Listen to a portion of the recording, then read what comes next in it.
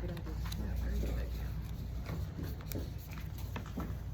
Good morning, Madam Toastmaster, fellow Toastmasters, and honored guests. Neurodiversity. I had never even heard of the word neurodiversity until 10 years ago, let alone find out I am a neurodiverse woman. Neurodiversity is a term that refers to a group of neurological conditions, including Tourette syndrome, ADHD, and autism. I have ADHD. I also have Tourette syndrome. Tourette's is an involuntary movement of our muscles and sounds that cannot be easily controlled. It is a problem with the nervous system. Tourette's is an umbrella. Underneath that umbrella, you can have ADHD, OCD, ODD, anxiety disorder, pain management, anger management, sensory issues, headaches, and information processing difficulties not related to intelligence.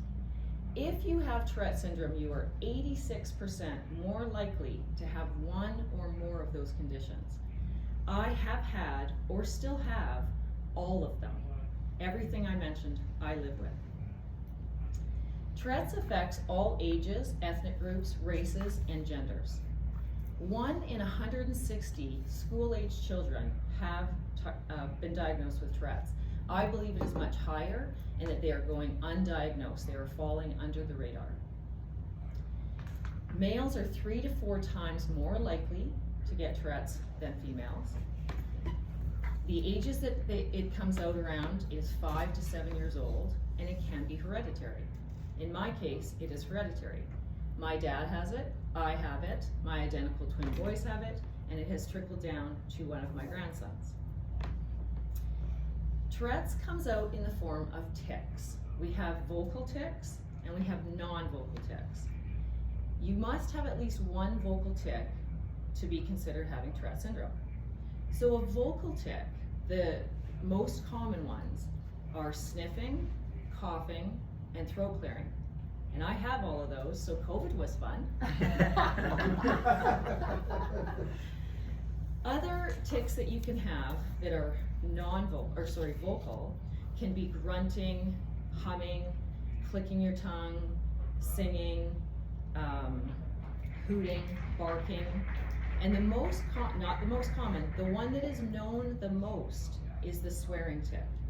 That is less than 5% of people with Tourette syndrome have the swearing tic, but that is the one everyone knows. And that is because the media and movies portrays Tourette's to be the swearing tic. That is less than 5%, so more education needs to be done on this topic. The motor tics, or non-vocal tics, the most common would be nose twitching, eye blinking, shoulder shrugging, and head jerking.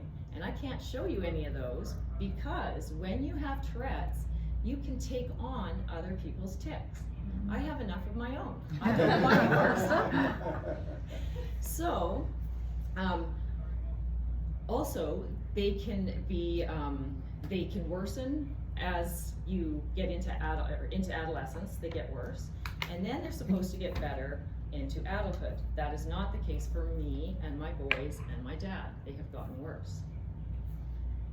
Tics can also come out, think about this, they get worse when you're ill, stressed, anxious, tired, and excited. What's left? What's left?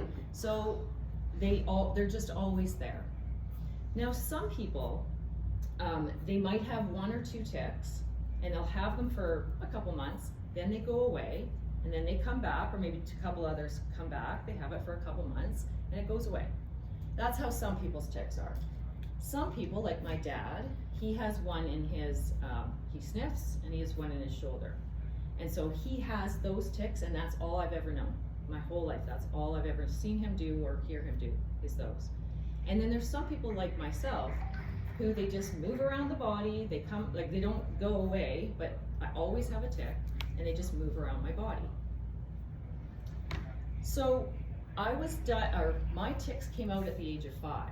I was not diagnosed until 27 years old. That's 22 years of having something I did not know what I had.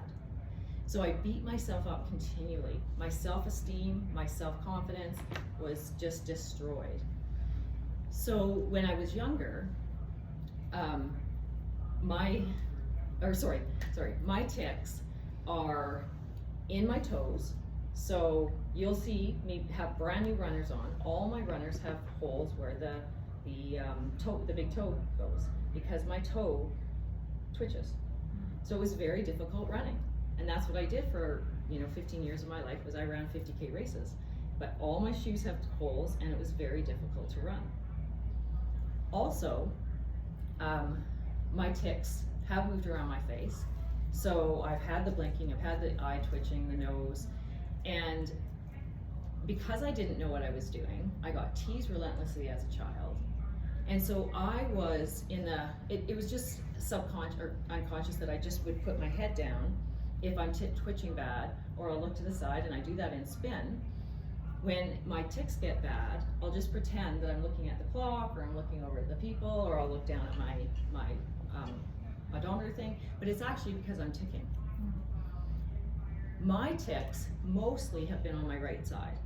So they're so bad in my ribs and in my shoulder that I have to hold my rib in. It does not go away, but it just holds the rib in place to make it subside a little bit. Same thing when I'm driving. I have to put my hand on my shoulder when I'm doing long distance because the twitching is so bad. Now I go for massage every 3 weeks for a 90-minute massage that is not covered.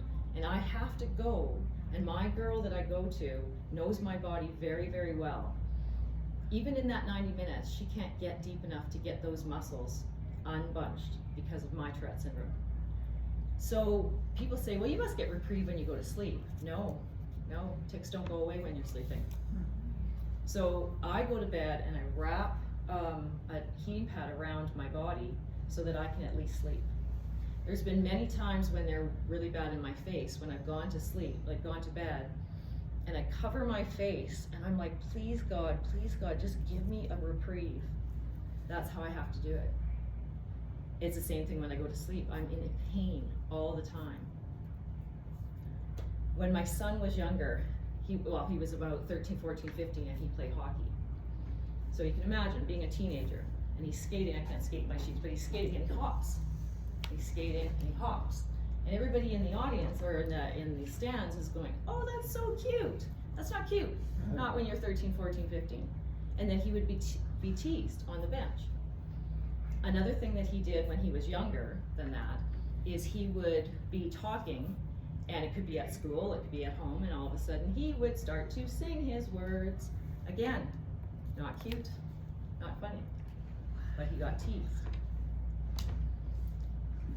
So my hope is that you have a little more insight and a little bit more knowledge about Tourette syndrome than you had when you walked in the door this morning. And I'd like to leave you with, it says Tourette's. T, tick like a clock. O, our tics bother us way more than they will ever bother you. U, uncontrollable. R, really annoying. E, extremely painful. T, tough to hold in. T, Tourette's only makes us stronger.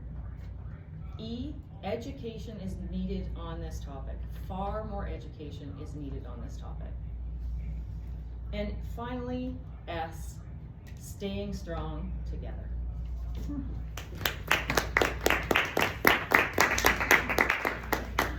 Thank you.